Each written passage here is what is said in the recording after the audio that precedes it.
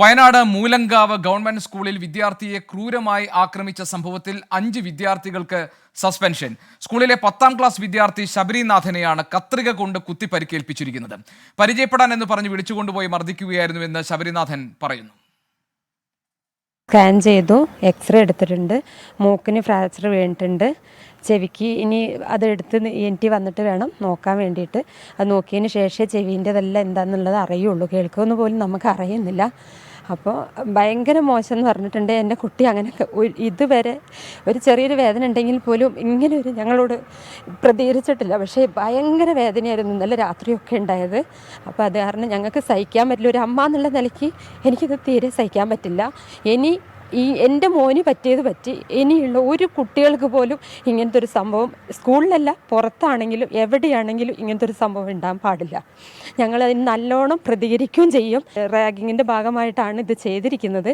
പക്ഷേ അത് ചെയ്ത കുട്ടികൾ ഇനി സ്കൂളിലേക്ക് വന്നിട്ടുണ്ടെങ്കിൽ കുട്ടി പുറത്തിറങ്ങിയിട്ടുണ്ടെങ്കിൽ വെറുതെ വിടില്ല, വെച്ചേക്കില്ല എന്നൊക്കെ പറഞ്ഞ് നല്ല ഭീഷണിയാണ് ഉള്ളത്. എൻ്റെ മോൻ കിടക്കുന്ന കണ്ടത് കഴിഞ്ഞാൽ തന്നെ ഒരാൾക്കും സഹിക്കാൻ പറ്റില്ല. പരിക്കേറ്റ വിദ്യാർത്ഥിയെ ഡിസ്ചാർജ് ചെയ്യാൻ ബത്തേരി താലൂക്ക് ആശുപത്രിയിലെ ഡ്യൂട്ടി ഡോക്ടർ നിർബന്ധിച്ചുവെന്നും ശബരിനാഥന്റെ ബന്ധുക്കൾ ആരോപിക്കുന്നു. സുർജിത്ത് അയ്യപ്പത്ത് വയനാട് നിന്ന് വിവരങ്ങൾ നൽകാനുണ്ട്. സുർജിത്ത്, ഇത് റാഗിങ്ങിന്റെ ഭാഗമായി നടന്നതാണ് ഈ ക്രൂരമായ ആക്രമണമെങ്കിൽ അതിനെതിരായിട്ടുള്ള നടപടി എന്തൊക്കെ ഉണ്ടായിട്ടുണ്ടെന്നതാണല്ലോ ഇപ്പോൾ അമ്മ പറയുന്നത് കേട്ടു. മാത്രമല്ല ഇതിനകത്ത് മറ്റു ചില സമ്മർദ്ദങ്ങളും സ്വാധീനം ചെലുത്താനുള്ള ശ്രമങ്ങളും ഒക്കെ ഉണ്ടായിട്ടുണ്ടോ എന്ന് സംശയിക്കാവുന്ന ഒരു സാഹചര്യം കൂടി രൂപപ്പെടുന്നുണ്ടല്ലോ. സുർജിത്ത്, എന്താണ് വിവരം?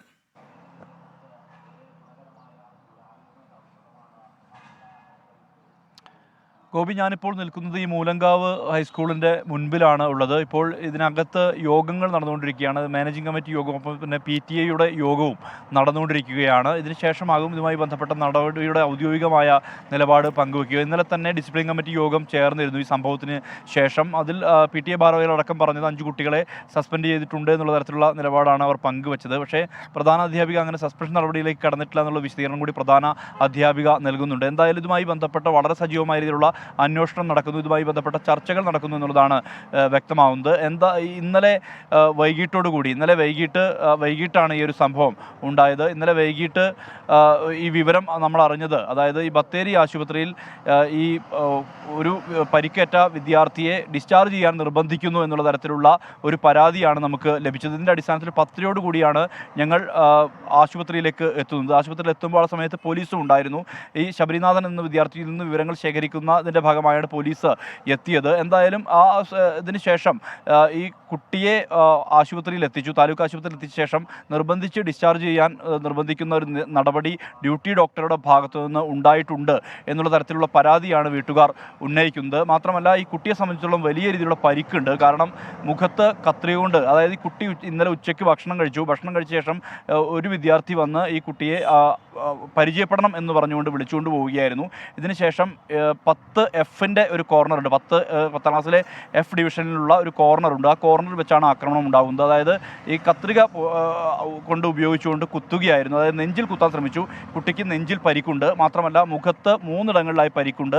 ചെവിയുടെ ഭാഗത്ത് മുഖത്ത് 7 സ്റ്റിച്ചുകളുണ്ട് എന്നുള്ളതാണ് ഏറ്റവും പ്രധാനപ്പെട്ട കാര്യം. അതോടൊപ്പം തന്നെ ഈ ചെവിയുടെ കമ്മൽ ധരിക്കുന്ന കുട്ടിയാണ്. ഒരു കമ്മൽ, ആ കമ്മൽ ഇടിച്ച ശേഷം ആ കമ്മൽ തുളഞ്ഞ് ഇത് ചെവിക്കകത്ത്, അതായത് ഈ മാംസത്തിലേക്ക് തുളഞ്ഞു കയറുന്ന ഒരു അവസ്ഥ ഉണ്ടായിട്ടുണ്ട്. അത് ഓപ്പറേറ്റ് ചെയ്തുകൊണ്ടാണ് ആ കമ്മലെടുത്ത് വീട്ടുകാർക്ക് നൽകുന്ന അവസ്ഥ ഉണ്ടായിട്ടുള്ളത്. അത്തരത്തിൽ ക്രൂരമായ മർദ്ദനത്തിന് ഈ കുട്ടി വിധേയമായിട്ടുണ്ട്. മൂക്കിന് പരിക്കേറ്റിട്ടുണ്ട്, നീര് വെച്ച നിലയിലാണ്. മാത്രമല്ല തലയുടെ പിറക് ഭാഗത്തും അടിയേറ്റിട്ടുണ്ട്. അത്തരത്തിൽ ഗുരുതരമായി പരിക്കേറ്റ ഒരു കുട്ടിയെ ഡിസ്ചാർജ് ചെയ്യാൻ നിർബന്ധിക്കുന്ന ഏത് സാഹചര്യത്തിലാണെന്നുള്ള ചോദ്യമാണ് വീട്ടുകാർ ഉയർത്തുന്നത്. അതോടൊപ്പം തന്നെ ഇതുമായി ബന്ധപ്പെട്ട് മറ്റാർക്കും ഇത്തരത്തിലൊരു ഗതി ഉണ്ടാവരുതെന്നുള്ളതാണ് പറയുന്നത്. ഈ ശബരിനാഥൻ്റെ വിശദമായ പ്രതികരണവും നമ്മൾ എടുത്തിരുന്നു. ആ പ്രതികരണത്തിലെല്ലാം തന്നെ ശബരിനാഥനും വ്യക്തമാക്കുന്നത് ഈ കുട്ടികളെ പരിചയമില്ല, പക്ഷേ ഈ കണ്ടാലറിയും ആരാണ് ആക്രമിച്ചതെന്ന് കണ്ടാലറിയും. 6 പേരാണ് ഈ ആക്രമണത്തിന് മുതിർന്നത്. ഇതിൽ ഒരു കുട്ടിയാണ് ഇങ്ങനെ കത്രിക കൊണ്ട് ഉപയോഗിച്ചുകൊണ്ട് കുത്തിയത് എന്നുള്ളതാണ് പറയുന്നത്. അതായത് മുഖത്ത്, നെഞ്ചിൽ, ഒപ്പം തന്നെ അങ്ങനെ ആ തരത്തിൽ ഒരു ക്രൂരമായ രീതിയിലാണ് ഈ ഒരു സംഭവം ഉണ്ടായിട്ടുള്ളത്. റാഗിംഗ് തന്നെയാണ് എന്നുള്ളത് വീട്ടുകാർ ആരോപിക്കുന്നു. എന്തായാലും ഇതുമായി ബന്ധപ്പെട്ട കൃത്യമായിട്ടുള്ള അന്വേഷണങ്ങൾ നടക്കുന്നുണ്ട്. പോലീസ് അല്പസമയത്തിനകം തന്നെ ഈ കുട്ടിയുടെ മൊഴി രേഖപ്പെടുത്തും. അത്തരം നടപടികളിൽ കിടക്കും. കുട്ടി ഇപ്പോൾ കൽപ്പറ്റയിലെ സ്വകാര്യ ആശുപത്രിയിൽ ചികിത്സയിലാണ്. ഇപ്പോൾ ശബരിനാഥൻ. പോലീസ് മൊഴി രേഖപ്പെടുത്തുകയും തുടർ നടപടികളിലേക്ക് കടക്കും. എന്തു വേണം എന്ന കാര്യം തീരുമാനിക്കാൻ വേണ്ടി സ്കൂൾ അധികൃതർ ഇപ്പോൾ യോഗം ചേരുന്നുണ്ട്. വിവരങ്ങളായിരുന്നു സുർജിത്ത് അയ്യപ്പത്ത് നൽകിയിരുന്നത് വയനാട് നിന്ന്.